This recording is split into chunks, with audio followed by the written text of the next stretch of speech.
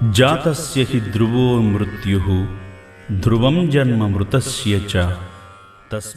ముందు ఆ ఘంటసాల క్యాసెట్ ఆపేసి రండిరా, పాడెత్తే టైం అయిపోయినది, బేగిపోవాలా. మళ్ళా పొద్దుగూగితే శ్మశానంలో ఇబ్బంది అవుతుంది. సాలమ్మా సాలు, ఏడుతూ ఉంటే చచ్చిపోయినాడు తిరిగి వస్తాడా? మీరు వెళ్ళి కాసిన్ని కాఫీ సుక్కలు తాగిరండి, ఈలోపు మేము వెళ్ళి కాల్ చేసి బేగిరం వచ్చేస్తాం. రండిరా, రండి రండి, ఎత్తండి ఎత్తండి నింపాదిగా, అది అలా పోవాలా. ఏంటి ఈ చావు మేడం అనుకుంటున్నారా? నిజమే, చావు అనేది మన ఇంట్లో జరిగితే అది ప్రళయం, పక్కింట్లో జరిగితే పనికి మాలిన విషయం. ఎవరైనా పేరున్నోడు పోతే పని మాని చూసే న్యూస్, తెలియనోడు పోతే మనకి పనికిరాని న్యూసెన్స్. కానీ ఎప్పుడైనా ఏ రోజైనా అసలు చావు అంటే ఏంటో ఆలోచించారా? భలే ఉన్నా బ్రో, చస్తే కదా తెలిసేది అంటారా? నిజమే, మనం చచ్చాక మనకేం తెలుస్తుందో తెలీదో, కానీ మనం చచ్చామని ఈ లోకానికి మాత్రం బాగా తెలుస్తుంది. లక్షలు సంపాదించినోడైనా రూపాయి లేనోడైనా 6 అడుగుల మట్టి కోసమే కదా ఈ పరుగులన్నీ. మనం బతికినప్పుడు వేసుకునే ముస్తాబులు, బ్రాండెడ్ బట్టలు ఏవీ రావు. చివరికి మిగిలేది 3 మూరల తెల్లటి గుడ్డ, 4 కట్టెలు మాత్రమే. అయినా ఎందుకు ఈ అహంకారాలు, ఎందుకు ఈ గొడవలు? కానీ నాకు మాత్రం ఎందుకో ఈ చావంటే మహా ఆసక్తి సోదరా. వినడానికి కాస్త వింతగా పిచ్చిగా ఉన్నా కాసేపట్లో నీకే అర్థమవుతుందిలే. అది నేను 10వ తరగతి చదువుతున్నప్పుడు అనుకుంటా. మా పెద్దనాన్న కాలం చేశారు. అప్పుడే తొలిసారి నేను పాడి మోసింది. శ్మశానంలో అడుగుపెట్టింది. గుండెల్లో గందరగోళం, చుట్టూ అంతా అయోమయం. అసలు ఏంటి ఇదంతా అని ఒకటే ప్రశ్న. ఆ తర్వాత డిగ్రీ చదివే టైంలో అనుకుంటా మా మావయ్య, ఆ తర్వాత కొన్నాళ్ళకే మా తాతయ్య కూడా కాలం చేశారు. అప్పుడు కూడా ఇలానే శ్మశానానికి వెళ్ళా. అసలు ఈ చావేంటి, చచ్చాక ఏమవుతుంది అంటూ నాకున్న ప్రశ్నలు ఇంకా ఇంకా పెరిగాయి. చాలామందిని అడిగా, కానీ వాళ్ళు నా ప్రశ్నలు చూసి నవ్వారు తప్ప సమాధానం మాత్రం ఇవ్వలేదు. కానీ కొన్నాళ్ళకి నా ప్రశ్నలన్నిటికీ సమాధానం చెప్పే ఒక నిశ్శబ్ద గురువు దొరికాడు. ఎవరో తెలుసా? శ్మశానం. ఎన్నో ప్రశ్నలకి సమాధానం వెతుకుతున్న నాకు చిత్రంగా ప్రశ్నించే ఉద్యోగమే వచ్చింది, అది ఒక జర్నలిస్ట్గా. కొంత అనుభవం వచ్చాక హైదరాబాద్లోని ఓ పేరు మోసిన ఛానల్లో చేరా. ఆ ఆఫీస్ అంటే నాకు యమ ఇష్టం అనుకో. అంతగా అక్కడేముంది, ఎవరైనా అందమైన అమ్మాయి ఉంది అనుకున్నారు. తప్పు తప్పు. మా ఆఫీస్ పక్కనే ఓ పెద్ద శ్మశానం ఉంది సోదరా. ఇన్నాళ్ళు నా ఆలోచనలో ఉన్న ఆ శ్మశానం ఇప్పుడు నాకు ఒక తల తిప్పితే కనిపించేంత దగ్గరికి వచ్చేసింది.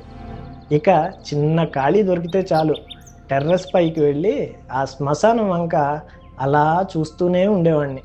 ఏ మాటకు ఆ మాట చెప్పుకోవాలి, కానీ అక్కడున్న చెట్లు మా ఆఫీసు చుట్టుపక్కల కూడా లేవు. ఎక్కడ చూసినా పచ్చదనమే. అలానే ఎప్పుడు చూసినా కనీసం ఒక చితి మంటన్నా అక్కడ వెలుగుతూనే ఉండేది. అప్పటి నుంచి ప్రతిరోజు ఏదో అందమైన అమ్మాయికి సైట్ కొడుతున్నట్లు ఆ శ్మశానం వంక నిమిషాల నుంచి గంటల తరబడి చూడటం నాకు ఒక అలవాటు అయిపోయింది. కొన్నాళ్ళకి నా ప్రశ్నల సంఖ్య కూడా క్రమంగా తగ్గిపోయింది. నా ప్రశ్నలన్నిటికీ ఆ శ్మశానం మౌనంగా సమాధానం చెప్పడం మొదలుపెట్టింది.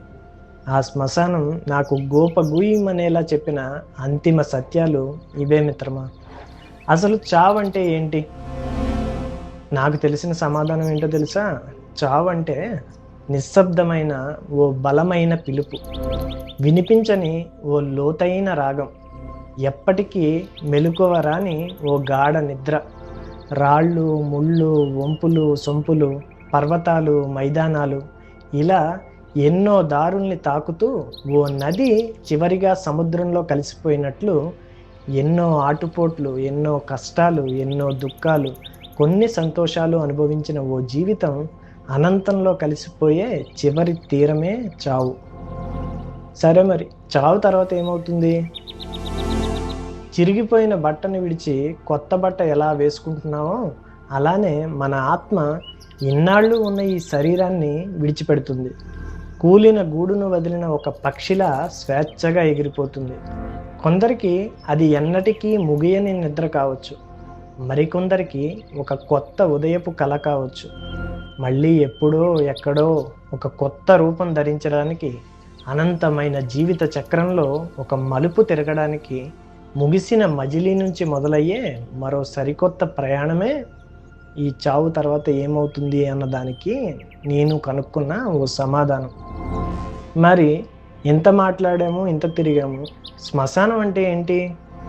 శ్మశానం అంటే ఒక నిశ్శబ్దాల నిలయం, శాంతికి శాశ్వత చిరునామా, బతుకు పరుగుకి చివరి మజిలి, కాలం చెల్లిన కథల్ని మౌనంగా తనలో దాచుకునే మట్టి హృదయం, కన్నీటి జాడలు, విడిపోని జ్ఞాపకాలని మళ్ళీ మళ్ళీ చూసే నేత్రం, ఎవరికి వారే ఒంటరిగా నిదురించే స్వేచ్ఛ కోట, ఎలాంటి ద్వేషం వివక్ష చూపకుండా అందరినీ ఒకేలా హక్కున చేర్చుకునే అమ్మే ఈ శ్మశానం.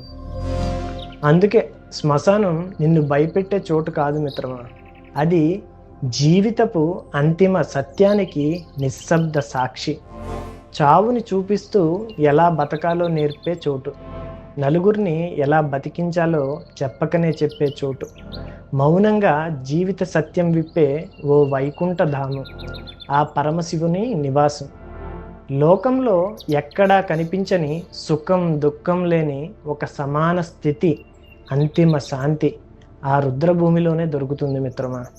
అందుకే రేపు మనం ఉంటామో లేదో తెలీదు, ఉన్నంతకాలం నవ్వుతూ బతుకుదాం, నలుగురిని నవ్విస్తూ బతుకుదాం, ఎవరిపైన ద్వేషం వద్దు, ఎవరితోనూ పగ వద్దు. ఎందుకంటే ఎంత ఎగిరెగిరి పడ్డా ఆఖరికి అందరం ప్రశాంతంగా నిద్రపోయేది ఆ శ్మశానపు ఒడిలోనే. ఈ రోజైనా నీ పక్కనున్న వాళ్ళని ప్రేమగా పలకరించు, ఎందుకంటే రేపు నువ్వు పలకరించాలన్నా వాళ్ళు ఉండకపోవచ్చు, లేదా వాళ్ళ పిలుపు వినడానికి నువ్వు లేకపోవచ్చు.